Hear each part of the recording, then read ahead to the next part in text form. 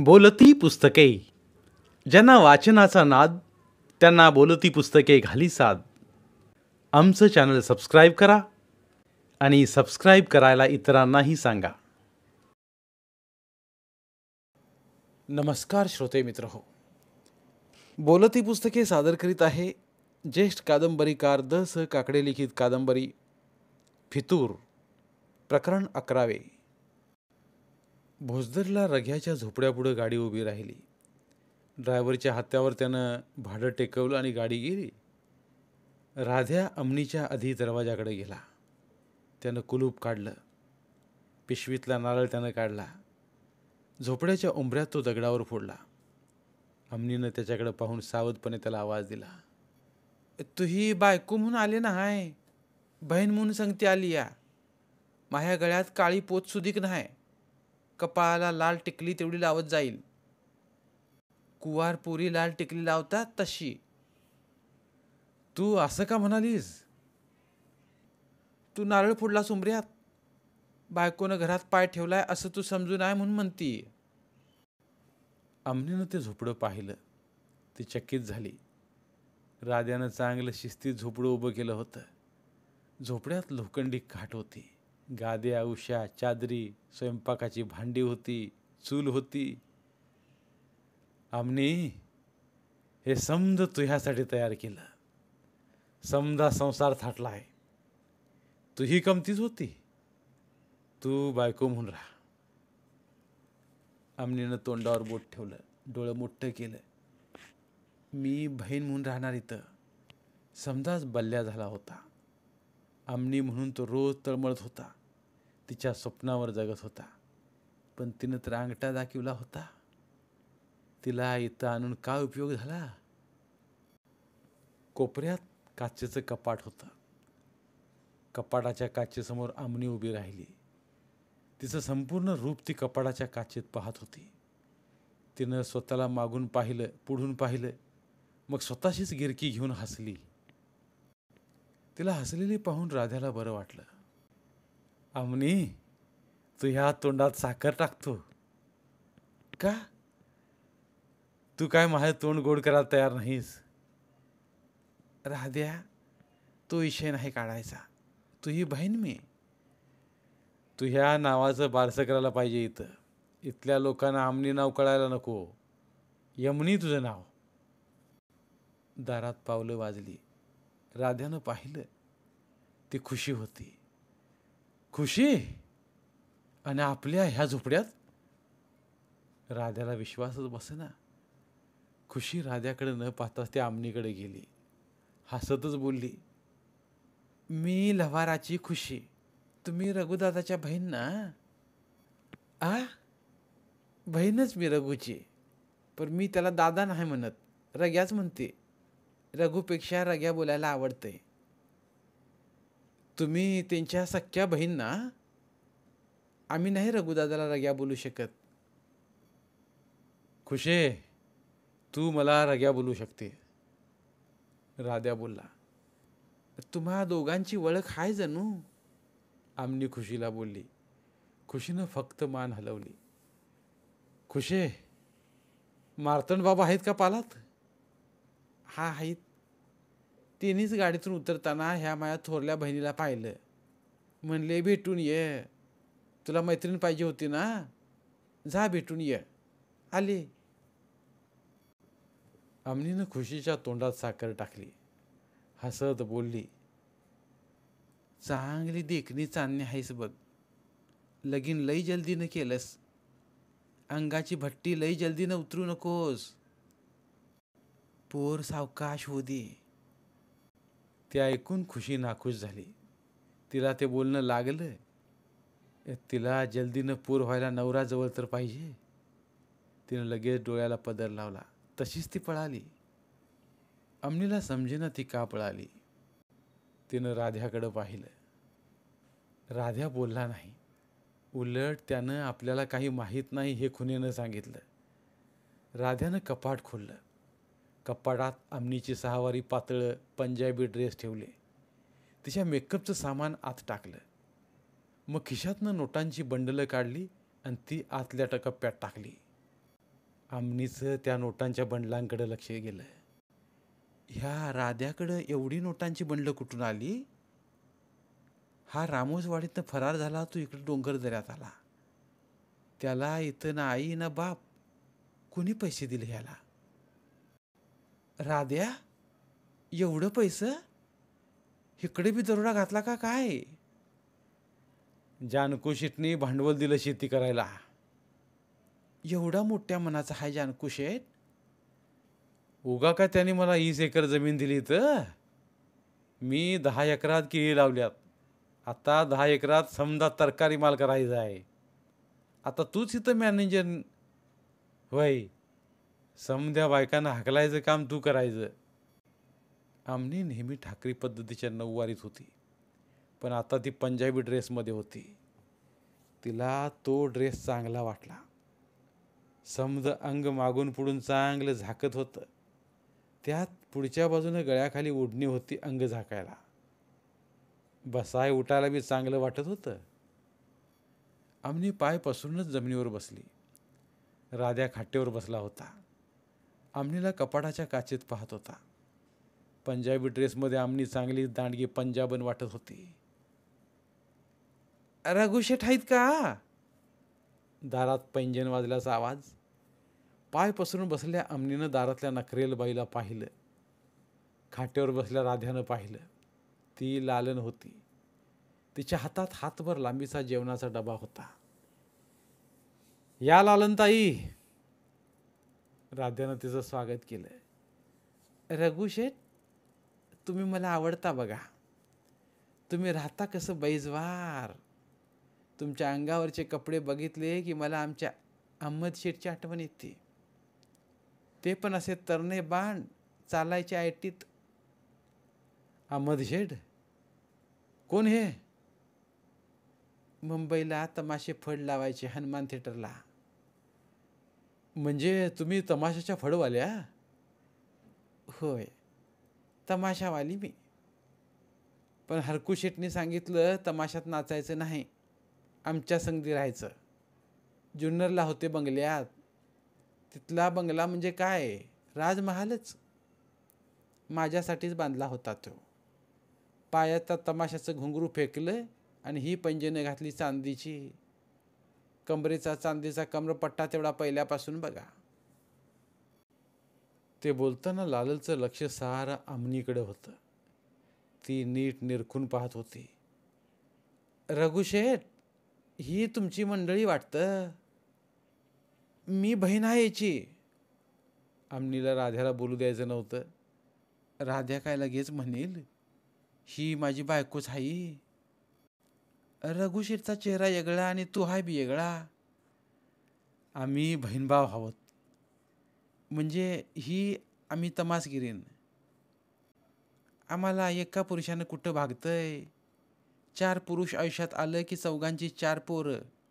4 पोरांचं चेहरं वेगळं वेगळं. तसं तुमच्या आईचं 2 नवरं झालं का काय? तुम्हा दोघांचं चेहरं बहीण भावाचं वाटत नाहीत म्हणून म्हणती. राध्याला तिचं बोलणं आवडलं नाही. पण ती हरकुशेठची ठेवलेली बाई म्हणल्यावर काय बोलायचं? रघुशेठ, हा जेवणाचा डबा आणलाय मी. काय? तुमच्या पोटाचं हाल चाललं ही बातमी मला दौलूनं दिली. म्हणला रघुशेठ उपाशीच असतात रोज. दौलू माझ्याकडे असतो स्वयंपाकाला. माझ्या एकटीचा स्वयंपाक माझ्या घरात असतो. वाड्यात माझ्या 3 खोल्या आहेत. तिची बडबड जादाच होती. बोलता बोलताच मग तिनं आपला जेवणाचा डबा खोलला. एकावर एक असं 3-4 डबं होतं. डबं बी मोठालं. तिनं आमला ताटं पितळ्या घ्यायला लावल्या. तिनं त्या दोघांना जेवणाचं सांगितलं. ती पण जेवायला बसली. तिला एकटीला जेवण जात नव्हतं. तमाशात असं सर्व संगतीनं जेवायचे. तिथं जेवताना सर्व सारखेच. ढोलकीवाला, कडेवाला, पेटीवाला, नाच्या, नाचणारीनी, फड मालकीन, लालन एकाच पंक्तीला बसायचं. दौलू बायक्या चालणं तिथं आला. ए मुडद्या, या असा पुढं. वाढ जेवायला आम्हाला. तुम्ही स्वयंपाक इकडं आणता? दौल्या बोलला. तूच म्हणालास की रघुशेठ उपाशी असत्यात, त्यांना घास भरवायला नको. दौल्यानं जेवणाचे डबे बाजूला करून चमच्यानं प्रत्येकाच्या ताटात पितळीत कोरड्या सुकी भाजी, लोणचं, कांद्याच्या फोडी, लिंबाच्या फोडी वाढल्या. मग त्यानं प्रत्येकाला चपात्या वाढल्या. तू स्वयंपाकघरात तुला पाहिजे तेवढं वाढून घेत जा. ती बायको तुला घरी जेवण देत नाही. भाड जवळ आहे ती. दौल्याला लालन बोलली. राध्याकडं आमनीनं बघितलं. जेवायचं का नाही ते नजरेनं विचारलं. तो पण संभ्रमात होता. ही मोठ्या वाड्यातली बाई आपल्या झोपड्यात तिचं जेवण आपल्यासाठी घेऊन येते म्हणजे जरा अतिच झालं. जेवावं तर ही बातमी मोठ्या वड्यात लाल पगडीवाल्या जानकुशेकडे जाणार. न जेवावं तर ह्या लालनबाईला राग येणार. लालनबाई, आमचं जेवण झालं संगमनेरमध्ये. राध्या बोलला. तुम्हा दोघा बहीण भावंडांना समजायला पाहिजे की वाढल्यावर हात मागं घ्यायचा नाही. जेवा गपचिप, नाहीतर तुम्हा दोघांच्या तोंडात मी घास भरविणार. ही बया अमनीच्या तोंडात घास भरविल हे ठीक, पण तिनं आपल्या तोंडात घास टाकला तर ही बातमी नको तो अर्थ घेऊन पसरेल. राध्यानं झोपड्याबाहेर येऊन हात धुण्याचा बहाणा केला. आसपास कोणी नाही हा अंदाज घेतला आणि जेवायला बसला. दौल्याचं हातचं जेवण चांगलंच होतं. अमनी राध्याला जेवण आवडलं. जेवण झाल्यावर अमनीनं ताटं उचलायला सुरुवात केली तर अमनीचा हात धरून लालननं तिला आपल्याकडे वळलं. आपल्या शेजारी बसवलं.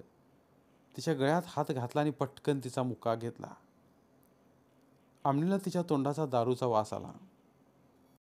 अमनीनं मग स्वतःला सावरलं. ती मागं सरून बसली. रघुशेठ, मी तुमच्या खाटेवर पडते जरा, चालेल? राध्या कॉटवरून खाली उतरला. झोपड्याच्या बाहेर गेला.